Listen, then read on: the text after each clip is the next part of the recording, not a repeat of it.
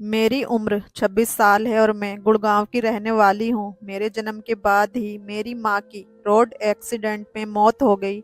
उस समय मेरी बड़ी बहन की उम्र 14 साल थी। मेरी दादी और मेरे पिता ने मुझे पाला था। दादी ने मेरी माँ की मौत के बाद मेरे पिता से दूसरी शादी पर काफ़ी जोर दिया था, लेकिन मेरे पिताजी दूसरी शादी के लिए बहुत खिलाफ थे और वह राज़ी नहीं हुए। वो मुझे किसी दूसरी औरत की गोद में नहीं डालना चाहते थे। दादी ने पिताजी को समझाना चाहा, लेकिन पिताजी ने साफ इनकार कर दिया। फिर मजबूरन दादी ने ही मेरी परवरिश की, लेकिन दादी भी बस कुछ साल तक ही हमारा साथ दे पाई। एक दिन वह भी हमें तीनों को अकेला छोड़कर चली गई। पिताजी दादी की मौत के बाद टूट कर रह गए थे। मुझे संभालना उन दोनों के लिए बहुत मुश्किल हो रहा था। मैं उस वक्त सिर्फ 6 साल की थी। दीदी भी उस समय कॉलेज पढ़ने के लिए जाया करती थी और पिताजी भी नौकरी पर जाते। मेरे पिताजी की बहुत अच्छी सरकारी नौकरी थी। ऐसे में उन दोनों में से एक भी मेरी ड्यूटी करने के काबिल नहीं था। पिताजी अगर काम छोड़कर बैठे तो घर का खर्चा कैसे पूरा होता, और फिर दीदी की पढ़ाई पर भी असर पड़ता। आखिरकार दीदी ने ही अपनी पढ़ाई की कुर्बानी दी और उन्होंने घर बैठकर प्राइवेट पढ़ाई करनी शुरू कर दी। मैं उस वक्त तीसरी क्लास में थी। मैं सुबह सवेरे उठकर तैयार होकर स्कूल के लिए जाती। दीदी हम तीनों के लिए नाश्ता बनाती और तैयार करके मुझे स्कूल छोड़कर आती और फिर घर के सारे काम काज खुद करती थी। दीदी मेरे आने तक दोपहर का खाना भी तैयार करके रख देती और फिर मुझे स्कूल से खुद वापस लेकर आती। मेरी दीदी मेरी हर छोटी मोटी ख्वाहिशों और ज़रूरतों को खुद पूरा करती थी। इस तरीके से हमारी ज़िंदगी कट रही थी कि कुछ साल बाद मेरे पिताजी ने दीदी को शादी करने के लिए कहना शुरू कर दिया, लेकिन दीदी शादी से हमेशा ही इनकार करती थी। उन्हें मेरी पढ़ाई की काफ़ी चिंता रहती थी। दीदी हमेशा पढ़ाई का बहाना लगा देती। उसे और पढ़ना है और कुछ काबिल बनना है, इसलिए वह शादी नहीं करेगी। एक दिन मैं स्कूल से आकर सो गई और सोकर उठी तो दोपहर के 2 बज रहे थे, लेकिन अचानक ही मेरी नज़र दीदी पर पड़ी, जो आईने के सामने खड़ी होकर खुद को तैयार कर रही थी। मैं उठकर दीदी के पीछे जाकर खड़ी हो गई। दीदी जो अपने बालों को संवार रही थी, अचानक ही उन्होंने अपना हाथ रोक लिया और मुझे कहने लगी, अच्छा हुआ तुम जाग गई हो। मैं कुछ काम के सिलसिले से घर से बाहर जा रही हूँ। 1 घंटे बाद वापस लौट आऊंगी। तब तक तुम अंदर से दरवाजे को अच्छी तरह से बंद कर लेना और कोई भी शरारत मत करना। मैंने दीदी की बात को अच्छी तरह से समझ लिया और सर हिलाकर कह दिया, ठीक है दीदी आप चले जाओ। जब दीदी घर से चली गई तो मैंने दरवाजे को अच्छी तरह से बंद कर लिया और फिर 1 घंटे के बाद दीदी भी वापस घर आ गई। फिर हर दिन ही ऐसा होने लगा। दीदी अक्सर काम का बहाना करके 1 घंटे तक घर के बाहर ही रहती और पिताजी के घर आने से पहले ही वापस आ जाती। मैं 8th क्लास में आ गई थी। मेरी उम्र 14 साल हो गई थी। दिन ऐसे ही गुजरते जा रहे थे। दीदी की पढ़ाई कंप्लीट हो चुकी थी और दीदी की बहुत अच्छी जॉब लग चुकी थी। एक दिन पिताजी टाइम से पहले ही घर पर आ गए। शाम के लगभग 7 बज रहे थे जब दीदी घर में दाखिल हुई। उनके साथ एक लड़का भी था जिसका चेहरा सेहरे से ढका हुआ था और उसके साथ दीदी ने भी शादी का लाल जोड़ा पहना था। मैं और पिताजी ये सब देखकर दंग रह गए। पिताजी ने भी सवालिया नजरों से दीदी पर डालते हुए देखा तो दीदी तुरंत हकलाते हुए कहने लगी, पिताजी मैंने इस लड़के से शादी कर ली है। ये लड़का मेरा पति है। पिताजी ने गुस्से में दीदी के मुंह पर थप्पड़ मार दिया और उसके बाद एक नज़र पिताजी ने मुझे गुस्से से देखा। पिताजी ने कहा कि इस लड़के को तुरंत अंदर ले जाओ। पिताजी का कहना मानते हुए मैं उस लड़के को अंदर लेकर चली गई। अंदर जाकर ऐसे ही उन्होंने सेहरा उठाया तो मैं देखकर हैरान रह गई। जिसको दीदी अपना पति बनाकर लाई थी वह बहुत ही ज़्यादा हैंडसम था।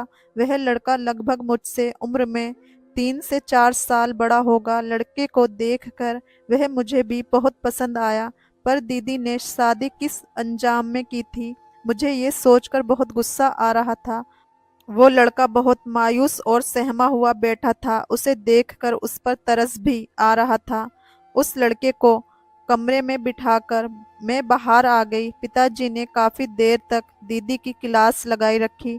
उनका कहना था, ऐसे किसी लड़के से शादी कर लेना ये कौन सा तरीका है? लड़का कहाँ रहता है? इसका घर बार कहाँ है?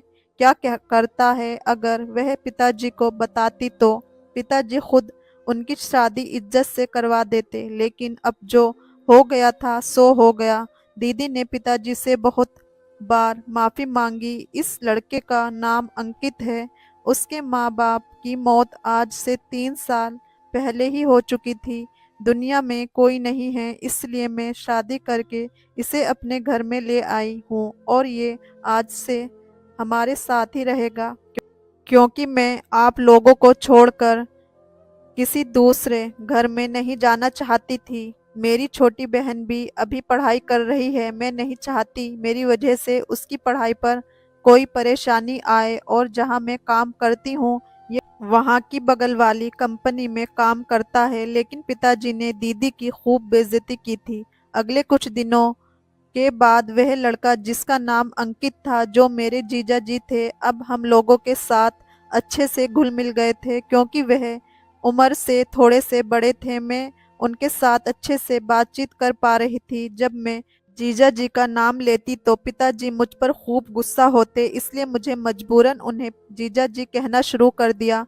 अब हमारी फैमिली कंप्लीट हो चुकी थी। हम जिंदगी अच्छे से गुजार रहे थे, लेकिन हमारी खुशियों को कहीं ना कहीं हमारी नज़र लग गई। एक दिन पिताजी भी हमें इस दुनिया में अकेला छोड़कर चले गए। लेकिन जिंदगी की गाड़ी कभी किसी के जाने से रुकी है जो अब रुकती। हमें भी आखिरकार पिताजी की मौत पर सब्र आ गया। जिंदगी आगे बढ़ने लगी। मेरी जीजा जी के साथ अच्छी बॉन्डिंग हो गई थी। दीदी को अक्सर काम के सिलसिले में दूसरे शहर जाना पड़ता। उनकी तनख्वाह भी जीजा जी के मुकाबले काफ़ी अच्छी थी, इसलिए हम उनके पीछे से घर को अच्छे से संभाल रहे थे। हम दोनों की आपसी में दोस्ती देखकर दीदी हमेशा हमें साथ देखकर जल भुन जाती। दीदी और जीजा जी की हालत देखकर मैं खूब उन पर मजाक उड़ाती। एक दिन हम सबने बाहर घूमने का प्लान बनाया। उस दिन दीदी की छुट्टी थी। उस दिन अचानक मेरी तबीयत खराब हो गई थी। इसकी वजह से जीजा जी ने भी जाने से मना कर दिया, लेकिन फिर मैंने भी जीजा जी को जाने के लिए ज़बरदस्ती मना लिया। उनके जाने के बाद मैं वही हॉल में सोफे पर लेट गई। अभी उन दोनों को गए हुए कुछ ही देर गुजरी थी कि अचानक दरवाजे पर शोर की आवाज हुई। मैं सोफे से उठने ही वाली थी कि इतनी देर में जीजा जी रोते हुए घर में दाखिल हुए। मैं हैरान होकर खड़ी थी और सिचुएशन को समझने की कोशिश कर रही थी। दीदी बार बार जीजा से उनकी किसी सच्चाई के बारे में बात कर रही थी। दीदी बार बार गुस्से से जीजा जी को मार रही थी, लेकिन जीजा जी बार बार दीदी के आगे मिन्नतें कर रहे थे कि उन्होंने कुछ नहीं किया, उनकी कोई गलती नहीं है। जबकि मैं चुपचाप खड़ी सारा तमाशा देख रही थी। दीदी जीजा जी की किसी सच्चाई के बारे में बात कर रही थी, जिसके बारे में आज तक दीदी ने मुझे कुछ नहीं बताया था। मैं अपने दिमाग में ना जाने क्या क्या सोच रही थी। कुछ देर बाद दीदी अपने कमरे में चली गई और थोड़ी देर के बाद जब अपने कमरे से बाहर आई तो मैंने देखा कि उनके हाथ में एक बड़ा सा बैग था। उस बैग में उन्होंने अपना सामान रखा हुआ था। उन्होंने जीजा जी की तरफ गुस्से की नज़र से देखा और घर के बाहर निकलकर चली गई। उन्होंने एक बार भी मुझे मुड़कर देखना गवारा नहीं समझा। इस बात का मुझे बहुत दुख हुआ। वो तो चली गई थी, लेकिन उस वक्त जीजा जी की हालत बेहद खराब हो रही थी। मैंने फौरन से जीजा जी को हाथ से उठाया और उन्हें सहारा देते हुए कमरे तक ले गई। वह बहुत ज्यादा रो रहे थे। मेरे जीजा जी देखने में बहुत मासूम थे, वह बहुत शरीफ इंसान थे। आज तक उन्होंने कभी भी दीदी से या मुझसे कभी ऊंची आवाज में बात तक नहीं की, और आज दीदी के इस अंदाज से वह काफी ज्यादा मायूस हो गए थे। जीजा जी की आंखों में लगातार आंसू निकल रहे थे। वह बार बार दीदी को पुकार रहे थे। उन्हें संभालने में मुझे बहुत दिक्कत हो रही थी। सुबह जब मैं दीदी और जीजा जी के कमरे में गई तो मैंने देखा कि दीदी के कमरे में टेबल पर एक लेटर रखा हुआ था। वह लेटर उनका जो पोस्टिंग लेटर था। इसका मतलब दीदी की दूसरी शहर में पोस्ट हो गई थी। मैंने सोचा चलो अच्छा हुआ दीदी का ट्रांसफर हुआ, वरना मुझे तो लगा था कि दीदी कहीं गुस्से में घर तो छोड़कर नहीं चली गई। ये तो अच्छा हुआ कि पता चल गया कि दीदी कहाँ है, वरना ना जाने जीजा जी का रो रो कर क्या हाल होता। दीदी ने जीजा जी की ऐसी हालत कर दी थी कि मुझे दीदी पर बहुत ज्यादा गुस्सा आ रहा था। अब घर में मैं और जीजा जी आदि ही बचे थे। हम दोनों एक दूसरे का सहारा थे। जीजा जी दीदी को बहुत याद करते। उन्होंने दीदी की वजह से खाना पीना भी छोड़ दिया। मैं बहुत समझाती कि खाना पीना छोड़ने से कुछ हल नहीं होता। मैं जानबूझकर ऐसे चुटकुले मारती ताकि उनके चेहरे पर एक मुस्कुराहट आ जाए। मुझे दीदी की अब बिल्कुल भी याद नहीं आती, बल्कि मैं तो खुश थी कि अच्छा हुआ कि वह घर से चली गई। जैसा सलूक दीदी ने जीजा जी के साथ किया था, उस हिसाब से मुझे दीदी पर बहुत गुस्सा आ रहा था। खैर दिन गुजरते चले गए। मेरा एमबीबीएस भी हो गया।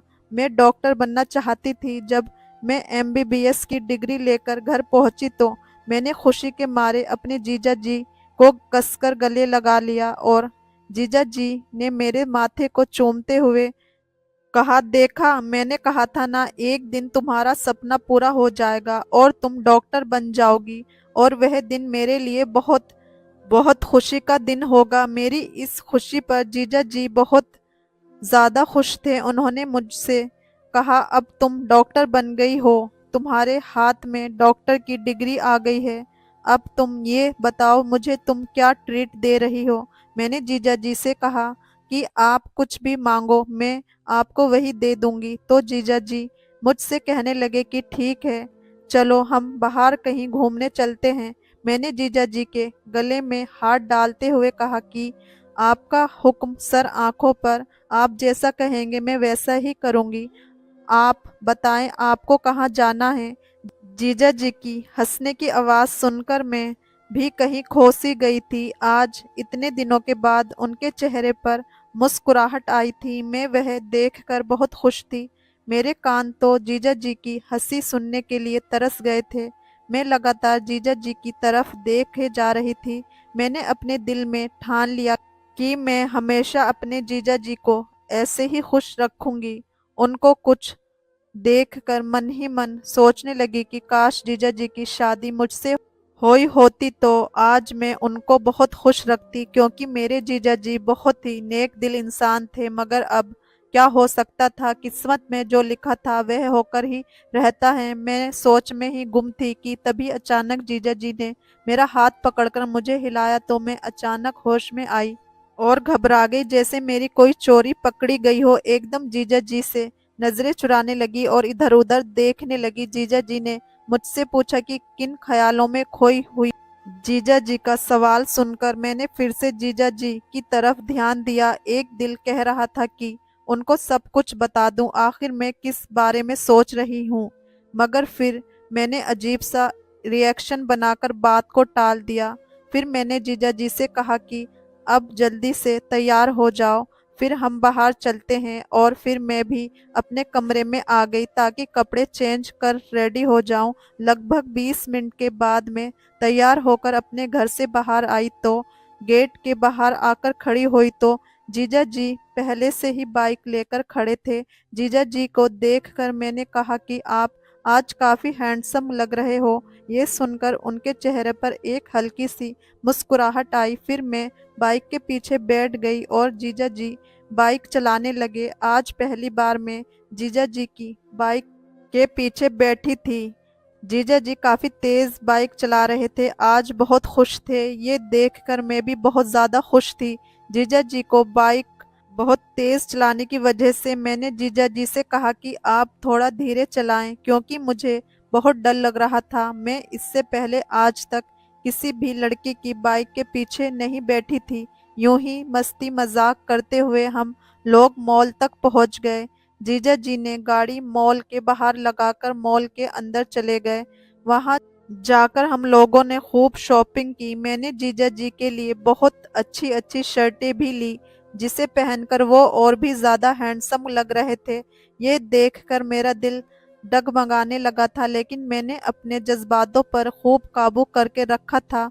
शॉपिंग करते करते कब वक्त गुजर गया हमें कुछ पता ना चला। एक चीज मैंने इतने दिनों से नोट की थी, वो थी ये कि जीजा जी दीदी के जाने के बाद काफी नर्वस हो गए थे।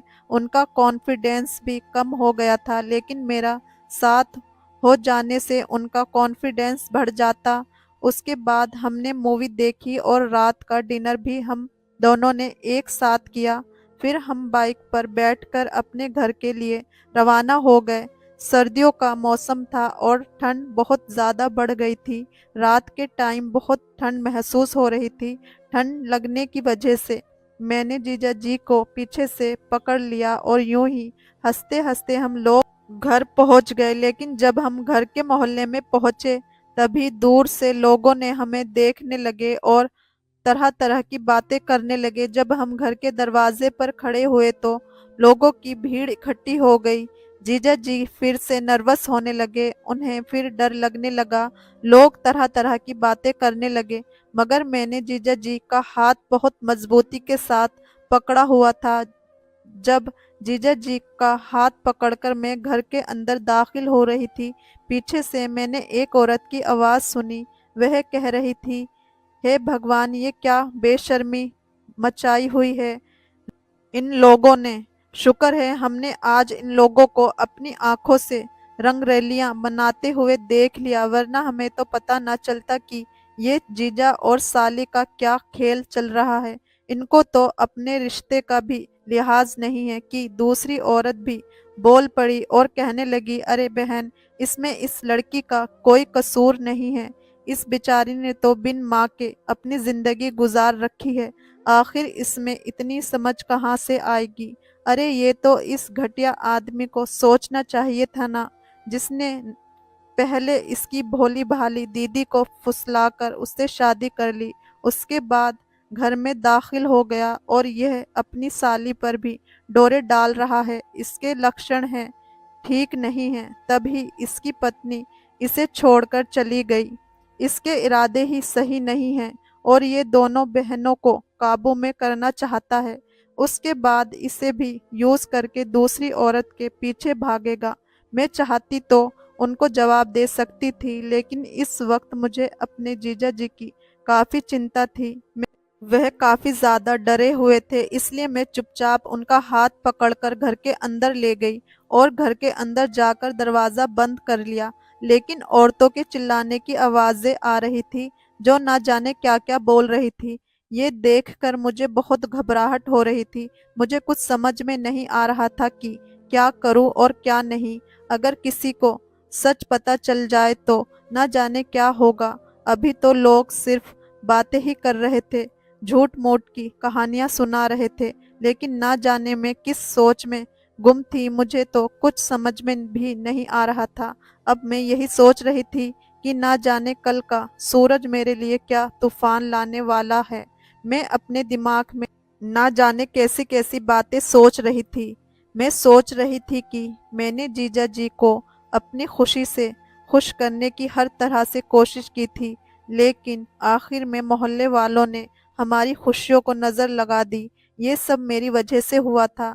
इसी वजह से मैंने जीजा जी को खाने में नींद की दवा मिलाकर दे दी, ताकि वह शांति से सो सके।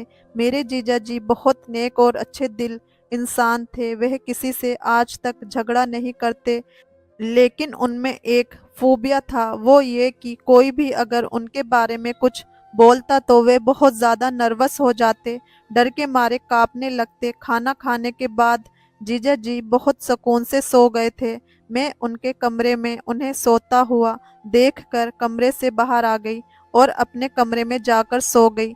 अगली सुबह मैं थोड़ी देर से उठी थी। मैंने देखा कि जीजा जी आज काम पर नहीं गए बल्कि वह किचन में जाकर नाश्ता बना रहे थे। मैं चुपचाप नाश्ता करने के लिए जाकर बैठ गई और जीजा जी से कुछ बात नहीं की। लेकिन जब मैं नाश्ता करने वाली थी कि तभी अचानक घर के दरवाजे की बेल बजी। मैंने अपने कान खड़े कर लिए क्योंकि मुझे पता था कि मोहल्ले वाले बाहर आकर खड़े हैं और वह फिर से कल रात के बारे में फिर से कोई ना कोई बात जरूर करेंगे। मुझे बहुत डर लग रहा था। जीजा जी ने जाकर दरवाजा खोला तो देखा मोहल्ले वाले घर के अंदर दाखिल हो गए और उन औरतों ने घर में घुसते ही कल वाला तमाशा फिर से शुरू कर दिया। जीजा जी ने खुद पर लगे इल्जाम तो चुपचाप सहे, लेकिन जब उन औरतों ने मेरे बारे में गलत बोलना शुरू किया तो जीजा जी उन लोगों पर बरस पड़े। मैं हैरानी से जीजा जी की तरफ देखे जा रही थी। वह बड़ी तेजी से उन लोगों को जवाब दे रहे थे। कुछ देर बाद वो लोग चुपचाप मुंह लटका के घर से बाहर चले गए और जीजा जी ने दरवाजा बंद कर दिया। मैं जीजा जी का ये रूप देखकर आज दंग रह गई। उन्होंने सही किया था, उन्होंने लोगों की बोलती बंद करवा दी। मैं भी खुशी खुशी नाश्ता करके कमरे में चली गई। तभी जब मैं कमरे से बाहर आई तो मैंने देखा कि जीजा जी के हाथ में मेरा मोबाइल था। न जाने किससे बात कर रहे थे, लेकिन जब मैं उनके पास पहुंची तो वह मुझे कहने लगे कि तुम इतनी बड़ी गलती कैसे कर सकती हो। मुझे लगने लगा था कि कहीं जीजा जी को मेरी सच्चाई तो नहीं पता चल गई और अब जीजा जी पता नहीं मेरे बारे में क्या सोच रहे होंगे। अब मैं झूठ बोल भी नहीं सकती थी। अब मेरे पास एक ही रास्ता बचा हुआ था, वह भी सच बोलने का। इससे पहले कि मैं कुछ बोलती दरवाजे की फिर से बेल बजी और फिर से कोई घर पर आया। ना जाने कौन आया था जिससे जीजा जी तुरंत दरवाजा खोलने के लिए चले गए और मेरा मोबाइल सोफे पर फेंक दिया। मैंने तुरंत अपना मोबाइल पकड़ लिया। इससे पहले उन्हें मेरे दूसरे राज के बारे में पता चले, मैंने एक लंबी चैन की सांस ली और सोच रही थी कि अच्छा हुआ दरवाजे पर कोई आया है। तभी अचानक जीजा जी के चिल्लाने की आवाज आने लगी। मैं भागकर दरवाजे की तरफ गई। दरवाजे पर जो था उसे देखकर मैं अचानक ही शॉक हो गई। मुझे अपनी आंखों पर यकीन नहीं आ रहा था। मेरे सामने मेरी बड़ी बहन खड़ी थी। उसे देखकर मैं तुरंत उसके गले लगकर फूट फूट कर रोने लगी। दीदी को लेकर मैं घर के अंदर दाखिल हुई और फिर कुछ देर बाद मैं अपने दोस्त का बहाना करके घर से बाहर चली गई ताकि वो लोग अकेले में बैठकर बातें कर सके और पिछले सारे गिले शिकवे मिटाकर अपनी जिंदगी की नई शुरुआत कर सकें। वैसे भी मैं दीदी की अमानत दीदी को सौंप चुकी थी। मैं अब आप लोगों को जीजा जी की जिंदगी के बारे में बताती हूँ कि दरअसल मेरे जीजा जी एक बार में वेटर का काम करते थे। वह बचपन से ऐसे नहीं थे, लेकिन शायद ऐसा होना उनकी किस्मत में लिखा था। वह अनाथ थे। उन्होंने जब होश संभाला तो दर दर की ठोकरें खाते हुए पाया। जब वह 5 साल के हुए तो किसी फैमिली ने उन्हें अडॉप्ट कर लिया और वह उस फैमिली के साथ रहने लगे। आखिर उनको माँ बाप का प्यार मिल गया। वह फैमिली के साथ उनके घर चले गए।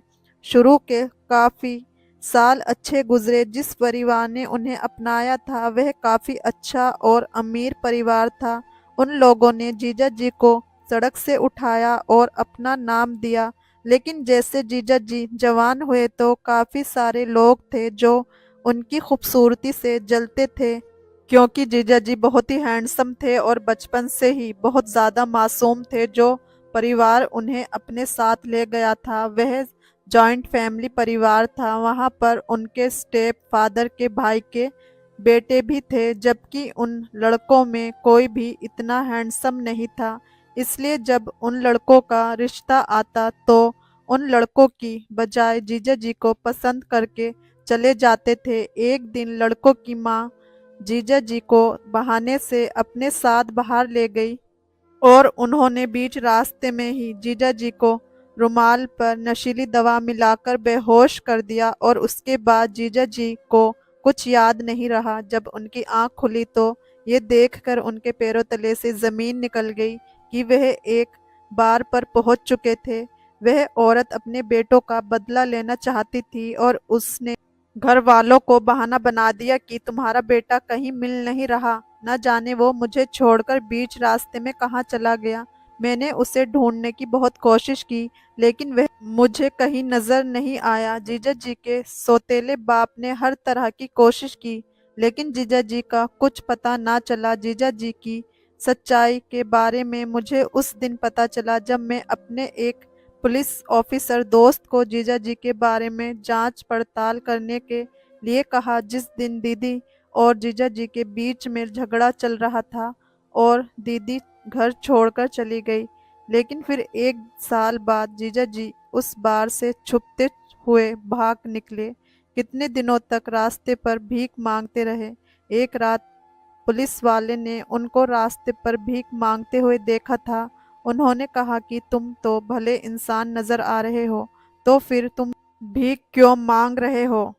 तब जीजा जी ने उन्हें अपनी सारी कहानी सुनाई। तब उस पुलिस वाले ने जीजा जी को कोई कंपनी में नौकरी दिलवा दी और इस तरह जीजा जी अपनी जिंदगी काट रहे थे। तभी जीजा जी को मेरी दीदी से मोहब्बत हो गई और दीदी उनसे शादी करके उन्हें घर पर ले आई। लेकिन दीदी को ये बात शादी के बाद पता चली थी, इसलिए उन पर बहुत गुस्सा हुई और गुस्सा करके घर छोड़कर चली गई। लेकिन दीदी के जाने के बाद जीजा जी ने हमेशा फोन पर उन्हें बहुत समझाने की कोशिश की, लेकिन दीदी जीजा जी की कोई बात पर विश्वास नहीं करती थी। दीदी के जाने के बाद जीजा जी बहुत ज़्यादा डिप्रेशन में रहने लगे। डॉक्टर ने मुझे बताया कि वह कभी भी अपनी असली ज़िंदगी की तरफ ध्यान नहीं दे पाएंगे। इसी वजह से मैं हमेशा उन्हें खुश रखने की कोशिश करती, उनसे हंसी मजाक करती। दीदी को ये समझ में नहीं आ रहा था कि इसमें जीजा जी की कोई गलती नहीं थी। ऐसे दिन गुजरते रहे कि तभी अचानक जीजा जी को रास्ते पर वही पुलिस अफसर मिला। उन्होंने फिर से अपनी कहानी सुनाई। उस ऑफिसर ने दीदी से बात की और उन्हें पूरी तरीके से अच्छे से समझाया। इसी वजह से दीदी अब वापस घर आ गई, लेकिन मेरी मेहनत और कोशिश पर जीजा जी ठीक होने लगे। जीजा जी का ट्रीटमेंट मैंने अपने हिसाब से शुरू कर दिया था। मैं हमेशा उनका ख्याल रखती थी, जिससे सब लोगों ने गलत समझा था। लोग मुझ पर और जीजा जी पर ना जाने किस किस तरह के इल्ज़ाम लगा रहे थे। दीदी पूरे 2 साल बाद घर वापस आई थी। यह सोच सोच कर मेरी आंखों में आंसू आ गए। अब तो मेरे रिश्ते फिर से मिल गए थे और मैं खुलकर उनके साथ जीना चाहती थी। लेकिन अब ऐसा मेरे साथ मुमकिन नहीं था, क्योंकि मुझे ट्रेनिंग के लिए शहर से दूर जाना था। इसलिए मैंने अपने कमरे में जाकर अपनी पैकिंग शुरू कर दी।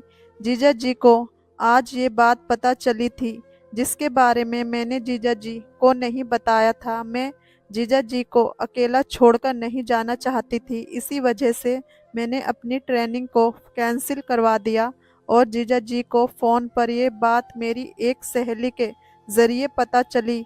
मेरी यही सच्चाई थी, जिसके बारे में जीजा जी को मोबाइल के ज़रिए पता चला था कि मैंने ट्रेनिंग पर जाने से मना कर दिया। आखिरकार उनका सपना था, लेकिन मैं अपने परिवार की वजह से आपको छोड़कर अकेला नहीं जाना चाहती थी।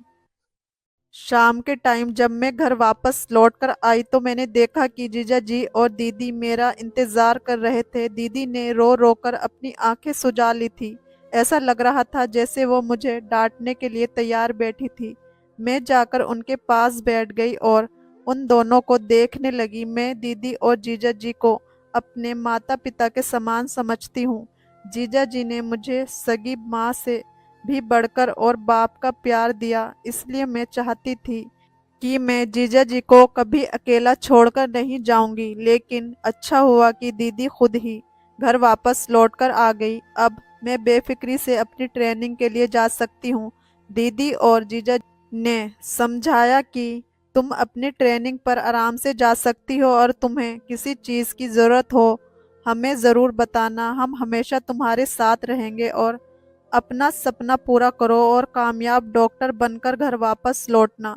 मुझे दीदी और जीजा जी से बहुत हिम्मत मिली थी। मैं बहुत खुश थी। उन्होंने आपस में बात करके अपने गिले शिकवे मिटा लिए थे। आखिरकार जीजा जी के साथ जो हुआ था उसमें जीजा जी की कोई गलती नहीं थी। इसलिए दीदी ने जीजा जी के बारे में सच्चाई जानकर उनसे माफ़ी मांगी और कहा कि वह उन्हें छोड़कर कभी नहीं जाएंगी। मैं बहुत अच्छी डॉक्टर बन गई हूँ और मेरा अपना हॉस्पिटल भी है। जीजा जी और दीदी भी अपनी ज़िंदगी में बहुत खुश हैं और आज मेरी दीदी और जीजा जी के पास दो दो बेटियां हैं। दोनों अपनी ज़िंदगी में बहुत खुश हैं। मैं शादी करने के लिए एक अच्छे लड़के की तलाश कर रही हूँ। आप लोग भी मेरे लिए दुआ कीजिए कि मुझे भी मेरे जीजा जी जैसा ही लड़का मिल जाए जो मेरे परिवार को बहुत अच्छे से संभाल ले। दोस्तों, कहानी कैसी लगी कमेंट करके ज़रूर बताएं। वीडियो को लाइक, चैनल को सब्सक्राइब ज़रूर करें। धन्यवाद।